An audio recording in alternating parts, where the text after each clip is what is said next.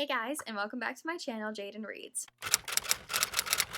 In today's video, we're going to be talking about this book called Blended by Sharon M. Draper. And this is the second book that I read for kind of like the challenge that I gave myself to learn more about the Black Lives Matter movement. And if you can you see all those little tabbies? Yeah. I have a lot of thoughts about this book. Before we start talking about this book, I do just want to quickly say, I know that when I made my original video, I said that I committed to reading those 4 books within the period of a week. And I tried really hard to stick with that. And I know that feelings are kind of in different spots. People are feeling different things. People are feeling divided. People are feeling a lot of things right now, which is understandable. But I know specifically for me, my anxiety has gone up like tenfold since all this started happening. And by all of this, I mean, the murder of George Floyd and the aftermath of the riots, the looting, the protests, the everything. I joined a protest a few weeks ago, and one of the signs really stuck out to me that someone was carrying. It said something to the effect of, growing up, I learned that racism was a thing of history. And then underneath that it said, that better be the case for my kids. And honestly, this is how I've always felt. Or not how I always felt, but how I felt up until recently. So growing up in a smaller conservative community, I was not really exposed to instances of racism. And I will say that the people I was around, they never condoned racism either. They never said that it was a good thing or that it should have happened. And we learned some stuff about the civil rights movement. It's not that it was all kept from us, but it was definitely talked about as a thing of the past, and everybody's kind of idea around it was definitely, wow, I'm so glad that that's a thing of the past. I'm so glad that doesn't happen anymore because that's obviously really bad. Something that I didn't understand before I went to college, before I took several trips outside of the US, I had the opportunity, I think I mentioned it on this channel before, to live in Japan for 1.5 years.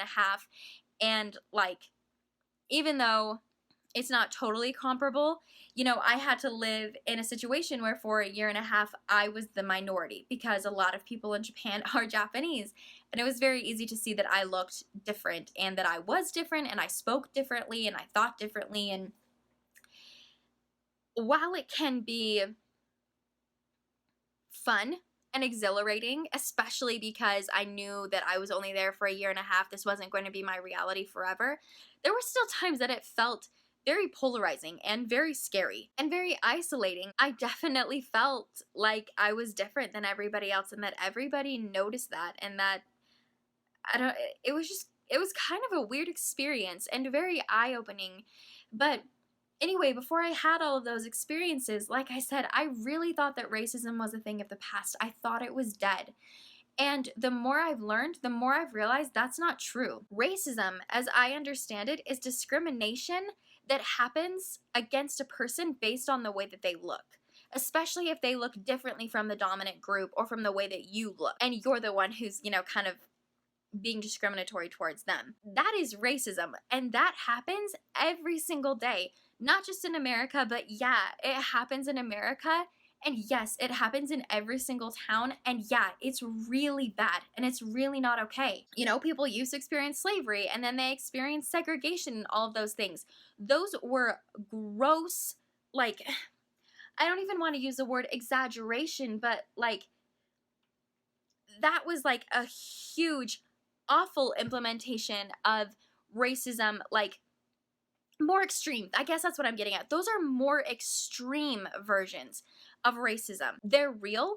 They're 100% real. They 100% happened, but those are the more extreme versions of racism. We still experience racism every day today, even if that's not what it looks like, because like I said, that's the more extreme version of racism. So the racism that happens when Black people are more likely to be pulled over, statistically more likely to be pulled over, or more likely to be patted down or to be shot by a police officer, That's racism that happens every single day. And it may not look like what we've learned about in history, but that's because what we learned about in history were the more extreme cases. And that does not discount what's happening today. And people aren't lying when they label it racism, because it just is. Honestly, I get it. I get that we weren't taught these things growing up. I get that they're uncomfortable. I get that people don't want to label themselves as racist or ever think that they're contributing to an overall system or society that hurts people, because nobody wants to think that of themselves. You know, we really, really try our best not to. But at the end of the day, if you're being presented with information, even if you don't like it, and even if it goes against what you think is happening, I feel like you kind of do have an obligation to learn about it and to see, you know, is there any validity to what people are saying? Like, if I've been taught my whole life that racism was a thing of the past, oh, my hair. And now people are saying that it's still occurring today. Okay, well, that's my job. If I disagree with that claim, that's my job now to go research that and see if that's true. And if I'm able to find a lot of information that says it's not true and it's scientific and it's validated, then it's okay. Like, I can go ahead and keep believing that. But if that information is tested and I get other information that compromises what I thought I already knew, it's my responsibility to accept that and to say, hey, you know what? Looks like racism is a real thing. That is awful, because I thought that it wasn't, and I thought that we were past that, and this isn't something that I want to have to deal with, but I do, because it's here and it's real. And I don't know, like, I understand that I'm white and that I have so much privilege because of that, but that doesn't mean that, like, my mental health has not taken a huge dive because of this, because it is so disheartening to have so many people that I know and love have access to information and choose not to engage with it, and to kind of, I guess, villainize me in the process, and to try to have these conversations and just feel like it's not really getting anywhere. And I understand that my experience is so much smaller than the Black community as a whole, and that I haven't been experiencing this my whole life. But I can say, hopefully now I understand things a little bit better. I'll never understand them fully, but I do understand the situation that you're in a little bit better. And I get that it's awful and it's draining and it takes your mental health to places you never wanted it to go. I felt like that was important to talk about before I even got into this book review, just to talk about why it's taking me a little bit longer to get through this information and why these videos are taking a while to come out, just because I'm struggling with it too. I'm trying to do my very best. So, you know, part of what I know that I can do is continue to educate myself and learn. And so I want to share with you guys what I learned from Blended. As I showed you before, I clearly learned a lot. I mean, this isn't even everything worth talking about in this book, but it's some of them, and there's quite a few good ones. Like, yeah, I have no idea. I'm not even going to try to guess how many of these there are, but I have a lot of good talking points that I want to just jump right into. If you stick around in the video, I am going to give some ideas of what you can do to be helping right now, because I know that there's a lot going on, and that if you want to help, sometimes it can feel daunting. And so I have a list of some things that you can maybe access, and yeah, just help you kind of understand what's going on more. I know I talked about this in my kind of I don't know if it was like a TBR or what, but my video introducing the fact that I was going to be reading these books. But the reason that I chose this book is because it's called Blended.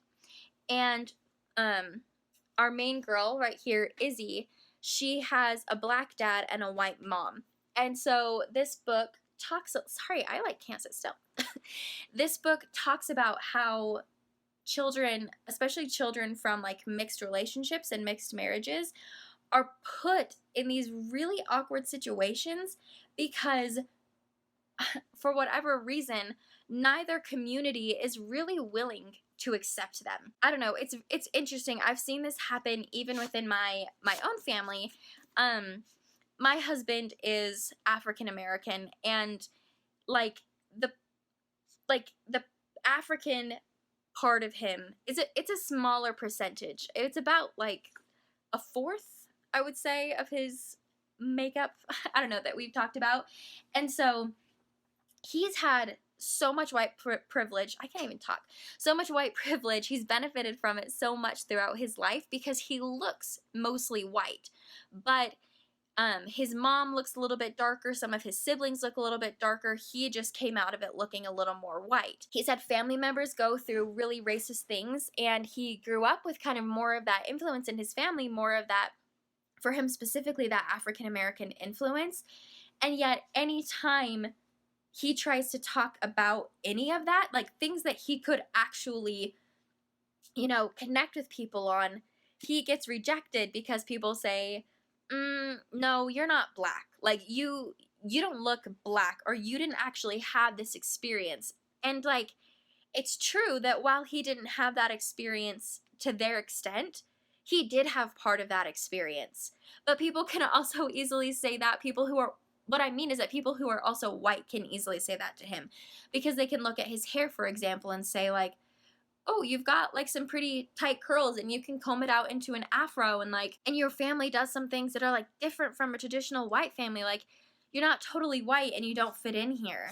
And that just kind of leaves him ostracized, not knowing exactly where he fits in or what his group is, or like even what to label himself as.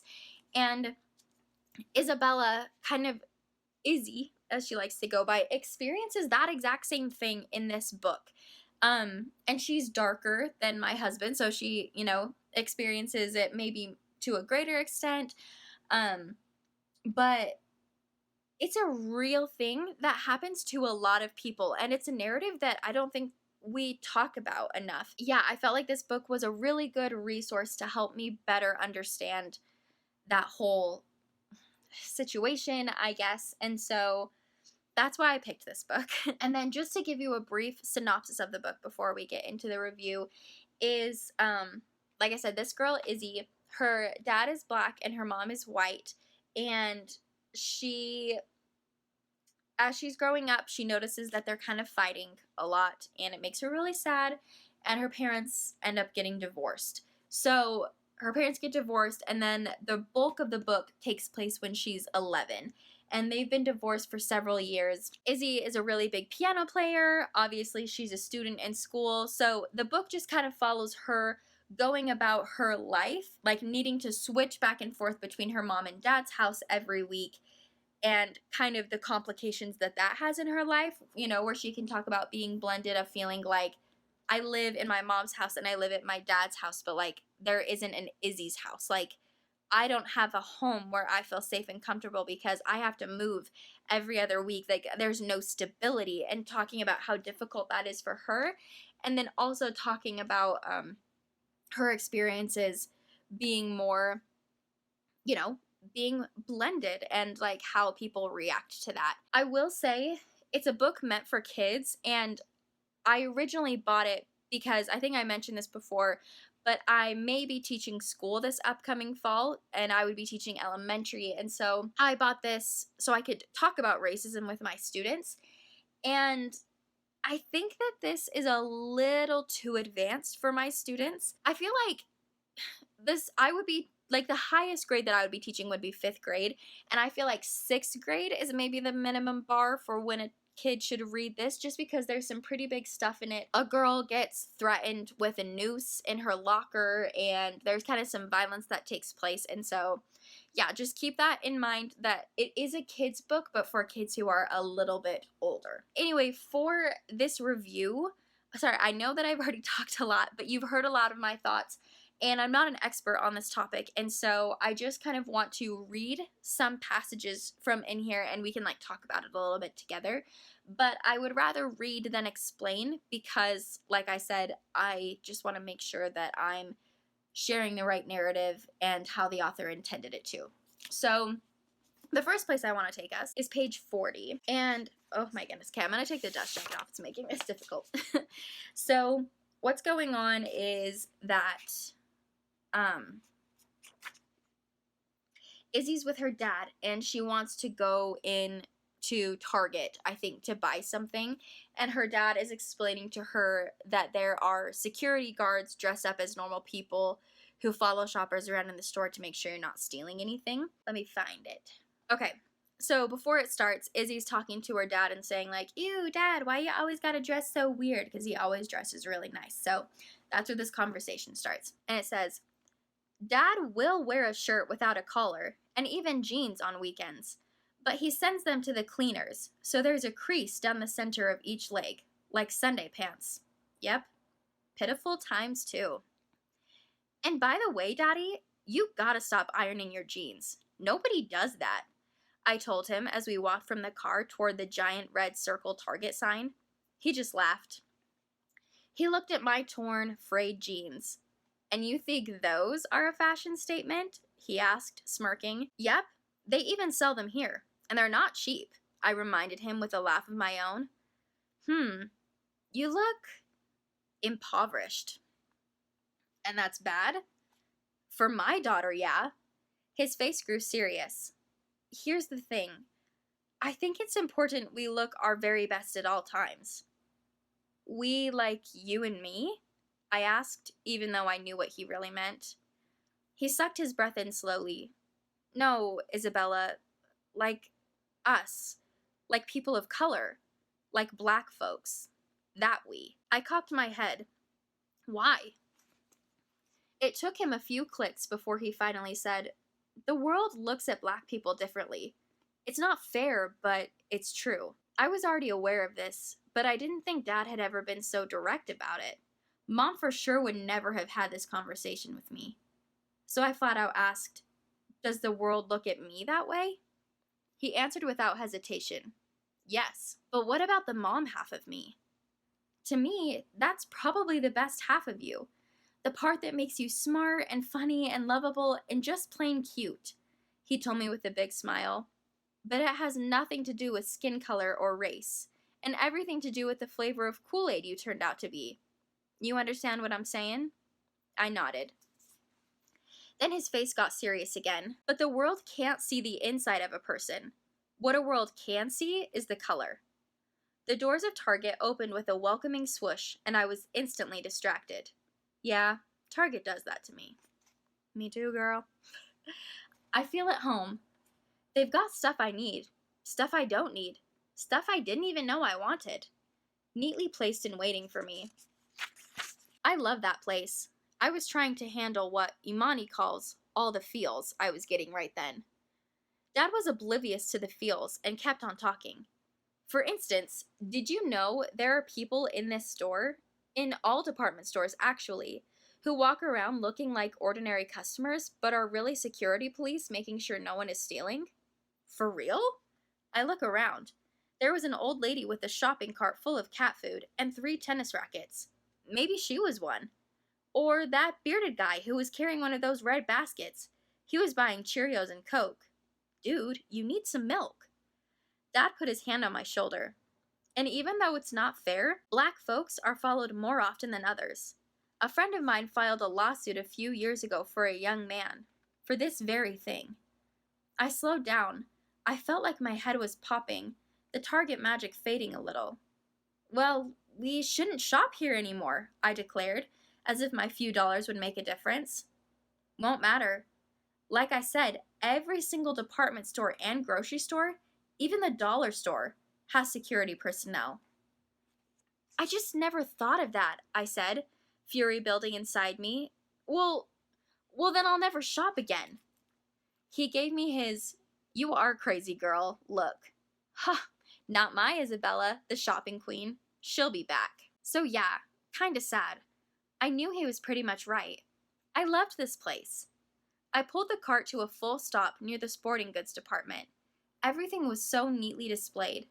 There were rackets and rods, balls and bats, and even ropes, for jumping double dutch or lassoing cattle, I guess. That made me giggle. I didn't even need a batting helmet, but I saw one that was so cute, I actually wanted to buy it. Yep, Target's got it going on. We wandered around the store, Dad letting me choose anything I wanted. I got a couple of t-shirts for myself, and one for Mom that said, "My favorite child gave me this shirt." Dad either didn't mind or didn't notice. He made no comment. I also picked up some hair gel and scrunchies, and a new pair of sneakers. Gold ones. Imani and Heather would have loved them. I was looking, but I couldn't spot anybody who might be secret security. I wonder if my mom ever thought about this kind of stuff when she shopped. Probably not. She's got that stupidly perfect, straight, honey gold hair and is pale and incredibly pretty. Random people have stopped to ask her if she's a model. Nobody has ever asked me that. I can tell it makes her feel good when that happens, though. Even though she looks away, her smile tells me. I bet she's a type of person security folks are trained not to follow. I know that was kind of long, but I felt like that was really important because that's clearly a form of racism that happens. I honestly didn't even know that there were like security people in stores and that they were dressed up to follow us until like pretty recently. I don't know how I didn't know that, but I didn't. But like, honestly, if black people are followed more often than white people, it is because of an assumption that black people are more likely to steal than white people. And so that is a form of discrimination and a form of racism. Just like Izzy is saying that her mom is this beautiful white lady and probably the type of person that security don't really follow around. And that's not fair, right? Because it's not happening to everybody in the same way, and it can feel kind of dehumanizing that even if you've done nothing wrong, simply based off of your skin color, people assume that you're more likely to commit a crime. That's going to get in your head and mess with you, and that's a form of discrimination. And I love that this book tackled that. Okay, the next part that I wanted to read to you guys is on page 111. And this is actually something that I've heard my husband and his siblings talk about several times. Okay, so Izzy and her mom are like driving home together from school, and they're just talking. And this is after, if you guys remember, not too long ago, I told you that like a girl like finds a noose in one of her, like in her gym locker at school. And so this is kind of after that, and like Izzy's mom is trying to process with her. And she says, "How are things at school these days, Izzy?" She asks me tonight. All this racial turmoil has got to be upsetting." "Yeah, I know," I say glumly. "Things are okay, I guess." I shrug. She clicks on her turn signal and checks all her lanes. She's a really careful driver. When she's safely on Montgomery Road, she asks, "What's going on inside, kid? Talk to me." I let her drive a few blocks before I figure out what to say. "I'm not sure," I tell her. "It's confusing." I hesitate. "I've got friends who are white and friends who are black. We've got kids at our school from all races. And most of the time, we all kind of blend without thinking about it, like cookie dough. But this news thing with Imani has really changed the recipe, at least for me." Mom waits a tick, then asks, "How do you mean?" "Because I am that dough, Mom. Am I the chocolate chip or the vanilla bean? I'm not really sure." Mom chuckles, but for some reason, that makes me mad. "It's easy for you to laugh," I tell her. "You're white. You have no idea what it's like to be me." Mom sucks her breath in. "Isabella," she begins. She hardly ever calls me that. "You're right. I will never know what it is to be you. Because you are your own, unique, beautiful, talented self." "I'm not even sure what that means," I grouse. "You'll figure it out one of these days," Mom says with a confidence I'm not feeling. "Your father and I don't seem to agree on much, except for the most important thing. In spite of our problems, we both have always been so very proud of you, because you are half of me and half of him, and all of both of us. We love you so—" "That's not what I'm talking about," I interrupt, trying to find the words for something I've never really said out loud. "I love you, Mom, but I'm not white. I never will be, and I don't want to be. Because the half of me that is Daddy is stronger." She draws in another breath, sharper this time. Her hands have a death grip on the steering wheel. I gnaw at my lip. She doesn't get it. I can tell. So I keep going. On official school stuff like state tests, there are lots of little info boxes that we have to fill in. One of them asks you what race you are. They've got choices like white, black, Latino, Asian, American Indian, and other. A pause. Which box do you fill in? Mom finally asks. Well, I don't answer other because that's like being nothing. Like, maybe I could be Martian or something. I'm not nothing. I am something. I am somebody. I hear the tinge of sass in my voice, but I don't care. The look on her face is like nothing I've ever seen. I hope she's breathing. I'm black, Mom. African American. That's what I put on my official school test when they ask. I'm black and I'm proud of that. I hear her breathe out at last. And I'm so very proud of you, Isabella. So very proud. This is something that I thought was really interesting because it's something that I've never had to think about. I have never had to think about which box to check or to fill, when I'm filling things out. I've heard my husband talk about this. Like I said, I've heard his siblings talk about this. When his sister went to get married, she expressed that she was really frustrated because she had to select one of these for her marriage certificate. And she said, I want to be able to select all of the parts of me. Sorry, there's a motorcycle, if you can hear that. But yeah, she was just like, I want to be able to select all the parts of me. I want those all represented on my certificate. Okay, sorry. I know that the lighting is probably totally different and the camera's probably changed angles. We had some technical difficulties that happened when I first started doing or filming this video, which was like 4 or 5 hours ago, and they did not get resolved until just barely. So, it is currently like 9:30ish at night, and so yeah, I have like a tripod light going on and stuff, but it's not quite the same as the natural lighting. So anyway, sorry for that interruption. Don't remember what I was talking about, except basically that people don't know which box to check. And yeah, that's a hard thing to have to worry about and not something that I've ever personally had to worry about. Sorry, I know I had some really good points, but I don't remember them now. So unfortunately, let's just move on. So the next thing I wanted to discuss was on page 168. Izzy and her two best friends, Heather and Imani, they were able to go to the mall together, have some fun together, just a little girls' day. And they end up going into Lush, which, if you don't know what that is, Lush, it's a store at a lot of malls that's just kind of like a body product store. Like, there's a lot of bath bombs. That's kind of like their big thing, but there's also soaps, there's shampoos, there's conditioners, all that kind of stuff. It's usually like vegan products. It's supposed to be just kind of more of like a sustainable beauty. Ugh, my hair is bugging me all day. Just kind of like a sustainable beauty store. So anyway, they go into the store. Izzy is buying something. So that's kind of the context, and then we'll just read and see what happens. Even though I usually take showers, I really want to try a dragon's egg bath bomb.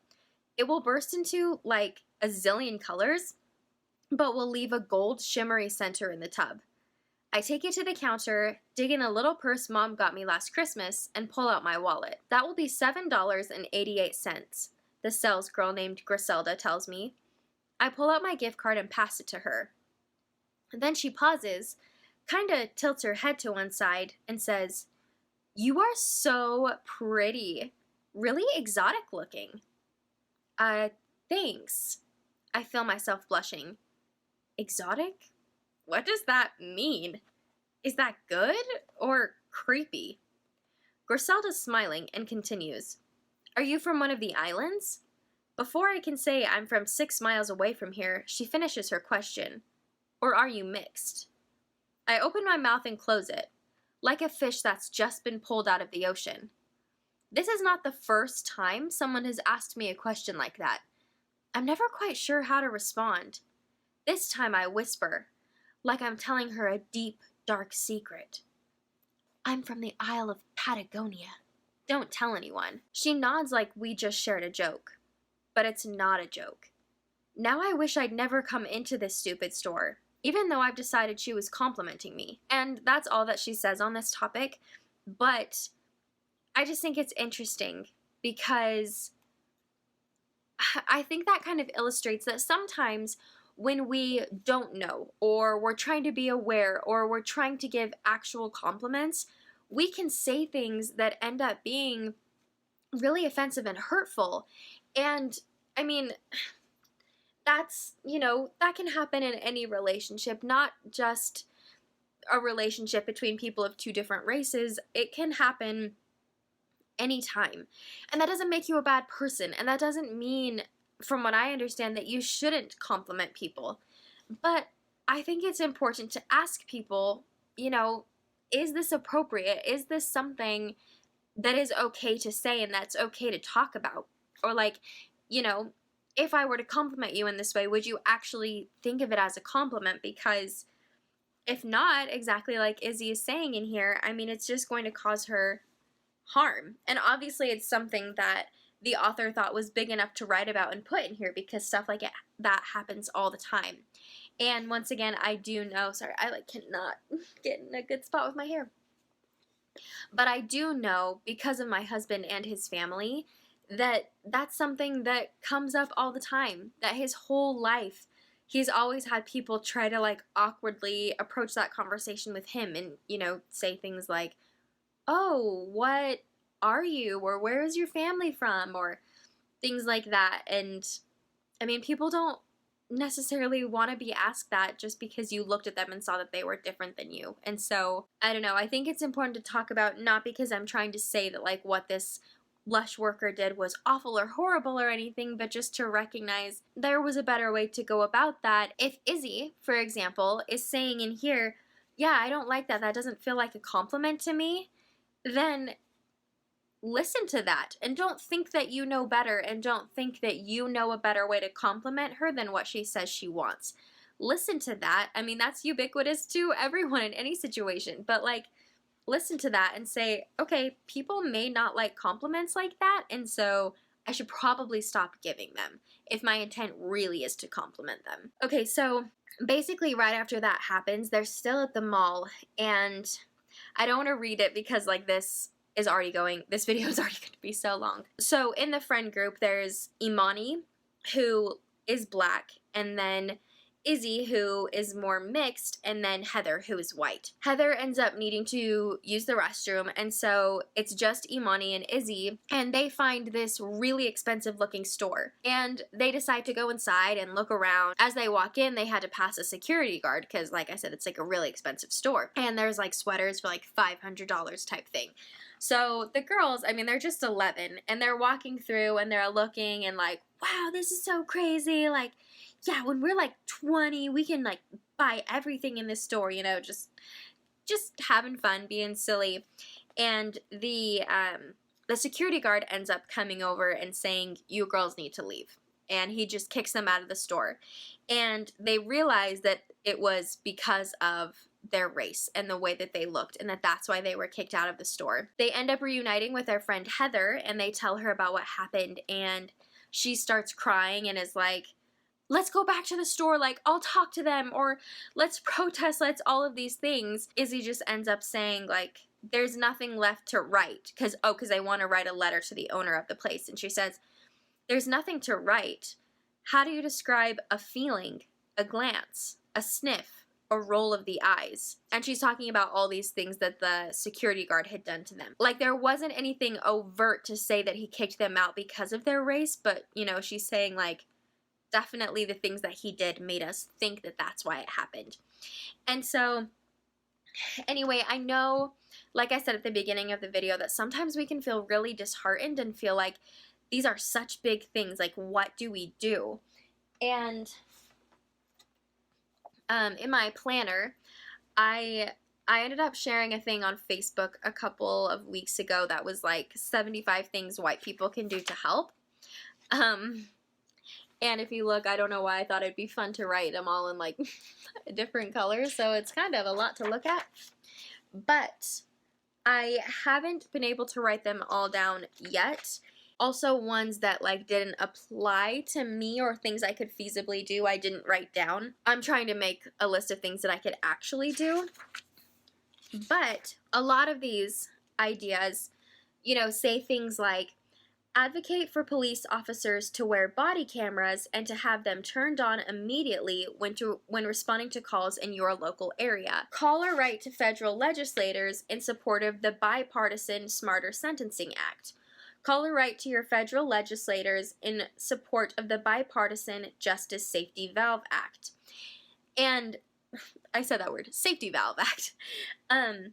But a lot of these have to do with, yeah, these are big issues, but if we are showing, like, if we're advocating for it, maybe if we're joining protests or if we're writing letters or signing petitions for legislation that can actually make a difference, then our voice does matter and we can make a difference. If you hear about a company that discriminated, let them know that you aren't okay with it. So in this case, like when the girls face discrimination in that store, they decide not to tell anybody about it because they're embarrassed. And I've never been in that situation, and you also can't fault little girls for feeling that way. But this is saying, you know, if you hear about discrimination like that takes place, to do something.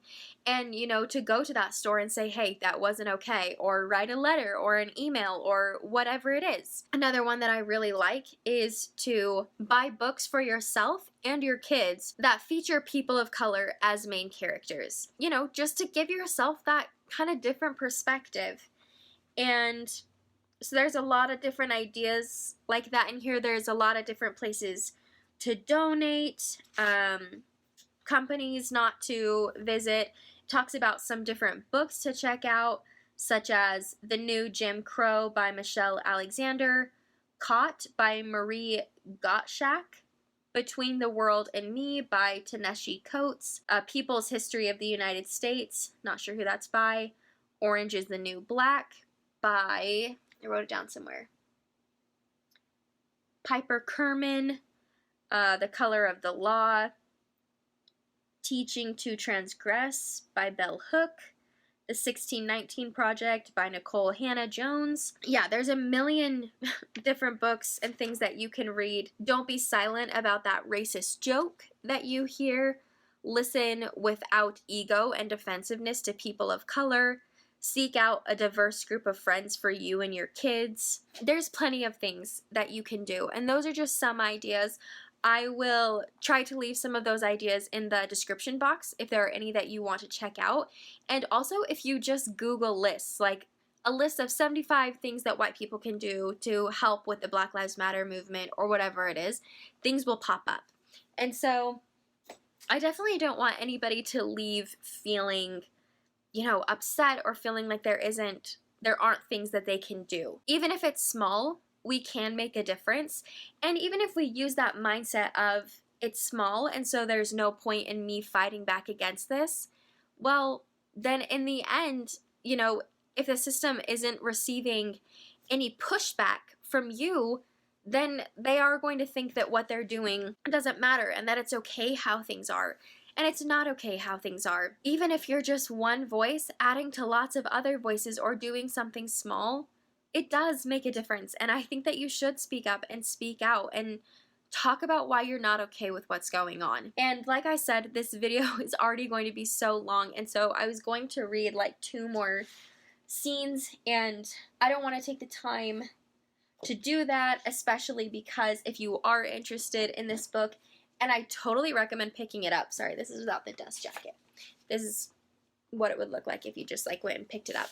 But I totally recommend this book. It was very eye-opening and informative, and, you know, can work to have a conversation with younger children as well. Well, like older younger children, I guess. I don't know. Anyway, I don't want to spoil it for you what happens at the end, and so we won't get into the other thing I wanted to talk about. There is some pretty big stuff that happens at the end that has to do with police brutality and violence and bias, and I mean, my worry is that people will read it and be like, oh, that's not very likely, or like, that's not really realistic. And unfortunately, like, I wish it were not, but if you look at the world that we're living in and hearing all the reports that we're hearing right now, it is realistic and it is our reality. And so it's important to know about, and it's important to raise your voice and push back against the system and show that you care. That is my really long review and thoughts of the book Blended by Sharon M. Draper. I highly recommend checking it out. It was a great read for me, very insightful, even though it was a book meant for kids. I'm still working on reading 2 more books for this kind of Black Lives Matter campaign that I'm doing for myself to become more informed and to learn, and that's not where my learning will stop, and that's not where I'm going to stop contributing, but it's just where I'm at with this specific challenge. So I'll continue to update you guys on my thoughts, my feelings, and what I learned, and I hope you were able to learn something valuable from this review. And yeah, I think that's all for now. I'll talk to you guys in my next video. Bye!